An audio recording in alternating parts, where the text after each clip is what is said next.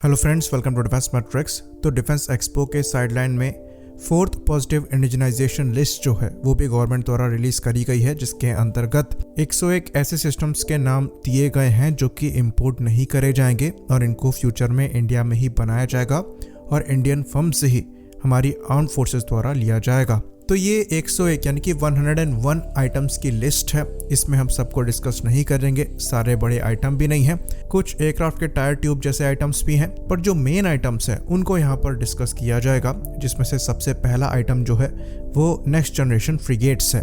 तो फ्रिगेट्स के मामले में हम पहले से ही इंडिया में फ्रिगेट्स बना रहे हैं। प्रोजेक्ट 17 के अंतर्गत शिवालिक क्लास के फ्रिगेट्स जो हैं वो इंडिया में ही बनाए गए। फिर प्रोजेक्ट 17 अल्फा के अंतर्गत जो नीलगिरी क्लास के फ्रिगेट्स हैं वो भी इंडिया में ही बन रहे हैं। यहाँ तक कि जो नए तलवार क्लास के फ्रिगेट्स बन रहे हैं उसमें से भी कुछ इंडिया में ही बनाए जा रहे हैं।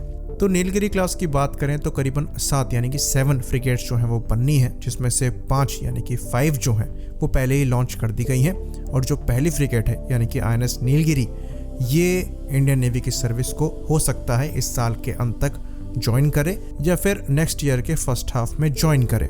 बाकी यहाँ पर जो इंटरेस्टिंग चीज़ है वो है माइन काउंटर मेजर वेसल्स, यानी कि जो माइन स्वीपर्स हैं अब उनको इंपोर्ट नहीं किया जाएगा। तो ये इंटरेस्टिंग इसलिए है क्योंकि इंडियन नेवी के पास फिलहाल के लिए एक भी माइन स्वीपर अवेलेबल नहीं है।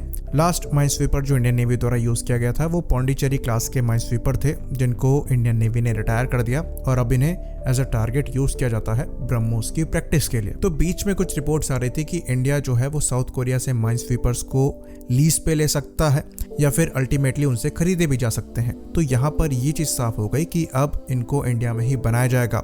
ये चीज हम कंफर्म नहीं कर सकते कि यहाँ पर इनको डिजाइन और डेवलप किया जाएगा या फिर लाइसेंसिंग के थ्रू इन्हें इंडिया में मैन्युफैक्चर किया जाएगा, पर ये चीज हम यहाँ कह सकते हैं कि ये इंडियन कंपनी द्वारा बनाए जाएंगे और इंडियन कंपनी से ही खरीदे जाएंगे। बाकी यहाँ पर नेवल हॉस्पिटल शिप्स जो हैं ये भी इंडिया में बनाए जाएंगे। और चीज़ों की बात करें तो LCA तेजस का सिमुलेटर, और इस टाइम ये फुल मोशन सिमुलेटर होगा, ये भी इंडिया में ही बनेगा। बाकी नेवी के लिए कमोव का 31 हेलीकॉप्टर का जो इलेक्ट्रॉनिक वॉरफेयर स्वीट होगा इसको भी इंडिया में ही बनाया जाएगा।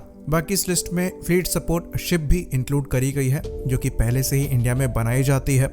बाकी टारगेट प्रैक्टिस के लिए ship based expendable aerial targets को भी यहाँ पर मेंशन किया गया है जो अगेन इंडिया में बनते हैं। बाकी GPS एंटी जैम डिवाइस को भी यहाँ पर मेंशन किया गया है। फिर पिनाका रॉकेट्स के डिफरेंट म्यूनिशंस को यहाँ पर मेंशन किया गया है। फिर advance passive night vision goggle जो कि टोनबो इमेजिंग जैसी कंपनीज बनाती हैं।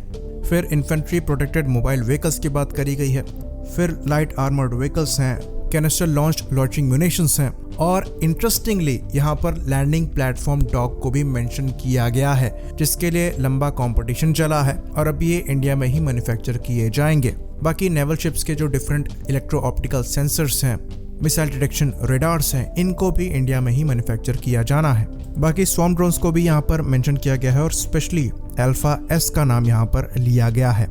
फिर शिपबॉर्न अनमैन्ड एरियल सिस्टम को मेंशन किया गया है और 127 मिलीमीटर की गन को मेंशन किया गया है। तो इंडिया में अभी तक 76 mm की ऑटोमेलारा मैन्युफैक्चर होती है और अब यहाँ पर 127 mm की गन की भी बात कही गई है जो कि इंडिया में फ्यूचर में बनेगी। साथ में इसके एमिनेशंस भी इंडिया में बनेंगे। तो अभी तक जितने भी शिप्स इंडिया में बनाए जा रहे हैं उनमें 76 mm की ऑटोमेलारा ही लगती है जो कि एक सुपर रैपिड गन है। पर क्योंकि यहाँ पर 127 मिलीमीटर की गन को मेंशन किया गया है और साथ में जुड़े एमिनेशंस को मेंशन किया गया है, तो ऐसा लगता है कि फ्यूचर के जो शिप्स होंगे जिसमें प्रोजेक्ट 18 क्लास के डिस्ट्रॉयर्स हो सकते हैं उनमें 127 मिलीमीटर की कैनन लगे। तो पहले से कुछ न्यूज़ थी कि विशाखापट्टनम क्लास के जो डिस्ट्रॉयर्स हैं उनमें भी 127 मिलीमीटर की मेन गन लग सकती है, पर इनमें 76 मिलीमीटर की सुपर रैपिड गन माउंट लगाई गई जिसे इंडिया में ही बनाया जाता है। बाकी शिप के लिए जो glide fire surface to surface missile systems हैं उनको भी इंडिया में बनाया जाएगा, जिसके लिए RFI जो है कुछ दिन पहले आई थी, हमने उसको डिस्कस किया था। फिर जो क्लोज रेंज के लिए 30 मिलीमीटर की नेवल सरफेस गन है उसको भी इंडिया में बनाया जाना है। बाकी long range anti ship missiles जो हैं वो भी इंडिया में बनेगी, जिस पर काम चल रहा है। फिर लॉन्ग रेंज UAV की भी बात कही गई, यानी कि जो हेल UAVs हैं जिनको हमने कुछ दिन पहले मेंशन किया था कि बनाए जा रहे हैं, जो कि बेस्ड हो सकते हैं इजरायली हेरॉन TP पर, और इनको डिफेंस एक्सपो में भी शोकेस किया गया है। बाकी मीडियम रेंज मैरीटाइम रिकॉग्निजेंस एयरक्राफ्ट की यहाँ पर बात कही गई है, तो ये एक काफ़ी इंटरेस्टिंग पॉइंट है। तो इंडिया द्वारा इंडिया में ही C295 एयरक्राफ्ट एयरबस के मैन्युफैक्चर किए जाएंगे, जिनको मैरीटाइम सर्विलेंस ऑपरेशंस के लिए मॉडिफाई किया जा सकता है। और पॉजिटिव इंडिजिनाइजेशन लिस्ट में इसके नाम आने की वजह से इसके चांसेस जो है और बढ़ गए हैं। तो ये कुछ इंपॉर्टेंट चीज़ें थी जो कि चौथी पॉजिटिव इंडिजिनाइजेशन लिस्ट में मेंशन करी गई हैं, जिनमें से कुछ चीज़ें जो हैं वो हम पहले से बनाते हैं और कुछ चीज़ों पर काम किया जा रहा है। आई होप इन्फॉर्मेशन यहाँ पर क्लियर हो। इसी बात पर हम इस वीडियो को ख़त्म करेंगे।